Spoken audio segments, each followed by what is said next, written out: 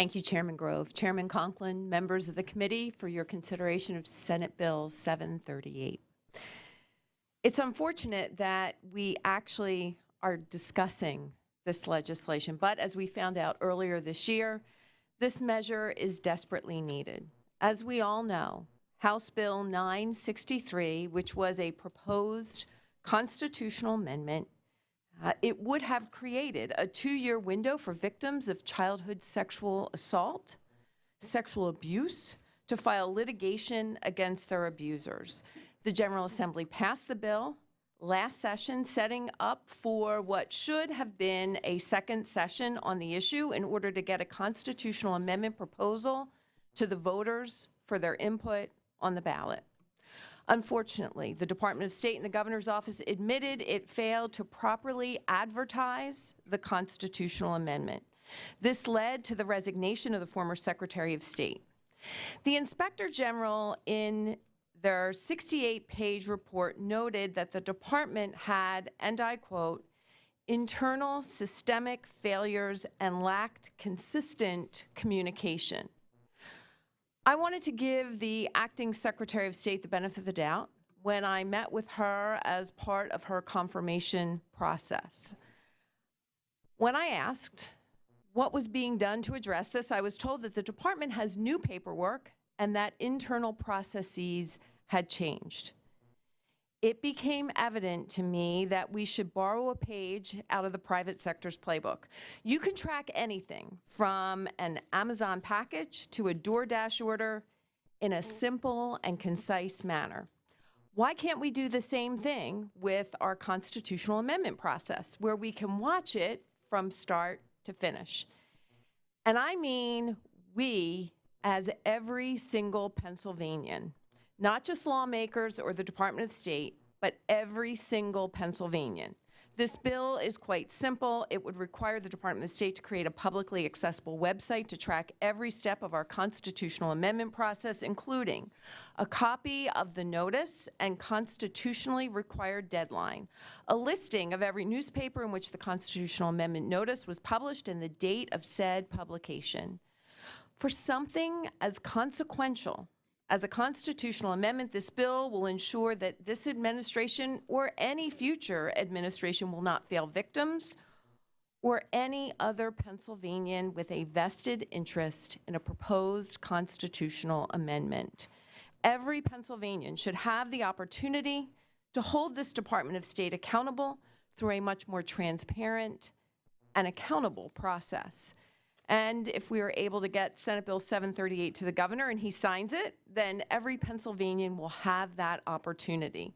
I want to thank you again, Chairman Grove, Chairman Conklin, members of the committee, for your consideration of Senate Bill 738, and I would be happy to answer any questions that you may have. Thank you. We'll go to committee discussion. Chairman Conklin. Thank you, Senator. As those who have watched me so far know that I have some little boxes I need to check before I go forward with the bill. Is it good public policy? Is what you're talking about real, or is it something you think may have happened? Is it something that can make the betterment of the population? Is it something that can fulfill a need? And in this case, Senator, you've checked all my boxes. This bill is something that isn't based on somebody what they think. This is based on a fact. This bill isn't based on something that could change a political motive. It's based on what is. And for that reason, I will be supporting this and asking others to support as well. Thank you. Representative Diamond. Thank you, Mr. Chairman. Thank you, Senator, for bringing this bill forward.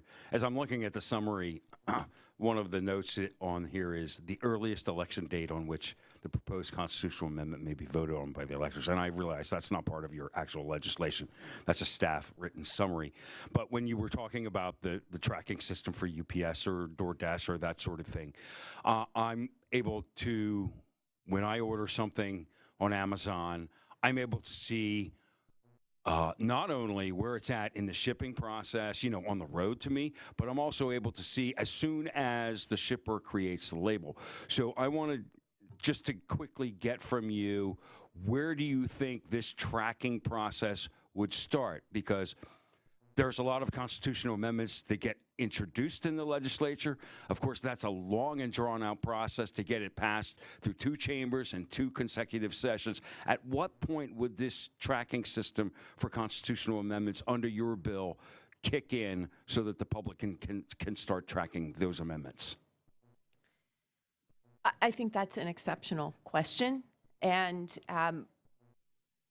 my intent is that once it passes both the House and the Senate in that first session, it needs to be publicly noticed. And so when it gets to that point, once it passes the House and the Senate first session, then it goes up on the tracker, and they have a certain amount of time where they then need to begin to note when all of the appropriate actions are taken with regard to advertising that constitutional amendment. And of course, we recognize that when it passes in the second session, depending on the timing of that second session, it's passing, it could alter at which election it would be able to be voted on by the citizens of Pennsylvania. So those things will be noted through this tracking process. So just to clarify, your intent with this legislation, and now I can see it as it's written, that is actually the way it would be. Upon the first requirement for a public notification through the newspapers and advertisement, that's when this tracking system would kick in. And that actually allays some of my concerns, because some of my concerns were, well, we have all kinds of constitutional amendments that are just introduced, not ever run through committee. So I was a little bit concerned about, well, are we putting too much of a burden on the department in order to track all of that sort of thing too? So I think this is a fantastic bill. I think that the trigger, for that tracking to begin upon first advertising requirement is reasonable and sound. And I thank you so much for bringing this bill to us. I look forward to a yes vote on it. Thank you. Anybody else for comments? Seeing none, roll call vote. Oh, any negative votes? Hearing none, we will adopt unanimously. Congratulations. Thank you very much. Thank you, committee.